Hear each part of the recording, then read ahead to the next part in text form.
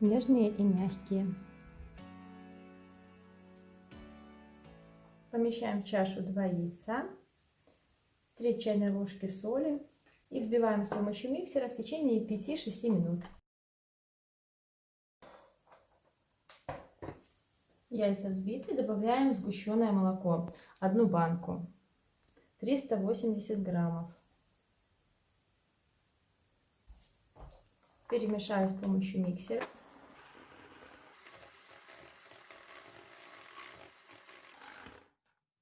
И всыпаю просеянную муку. —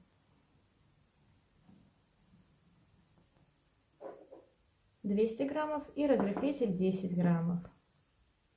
Кстати, хотела еще сказать, что вес яиц у меня 108 граммов. Яйца бывают различных размеров, поэтому ориентируйтесь на вес яиц. И перемешаем до однородности.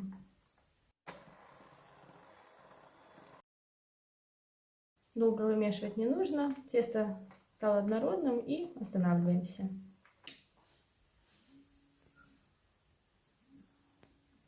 Вот такое тесто должно получиться. И приступим к выпечке. Берем пергамент высокого качества, у меня силиконизированный. Если у вас не такой, тогда нужно вместо распределения теста смазать сливочным маслом предварительно. И кольцо диаметром 20 сантиметров. Помещаю около 2 столовых ложек теста в кольцо и равномерно распределяю.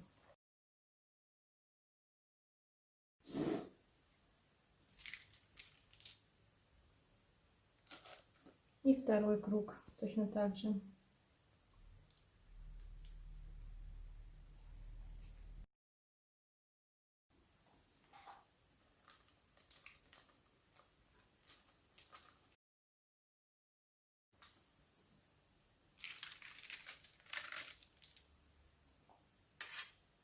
И отправляем коржи в духовку, разогретую до 180 градусов.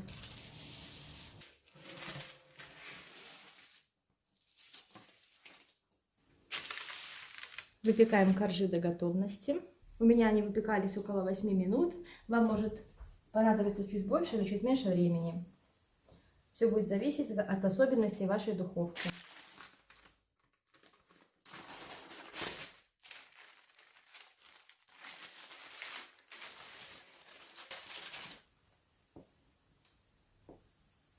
И точно таким же образом выпекаем все оставшиеся коржи. Из данного количества теста у меня получилось 6 коржей.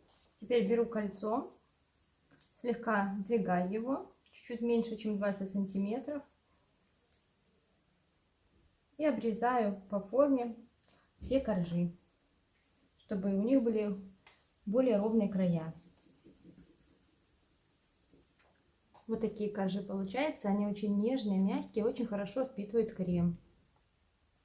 Обрезаю таким же образом все коржи и можно приступать к сборке торта.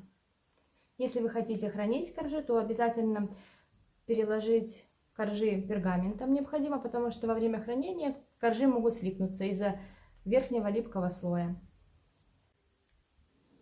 Вот такие коржи получились, нежные и мягкие.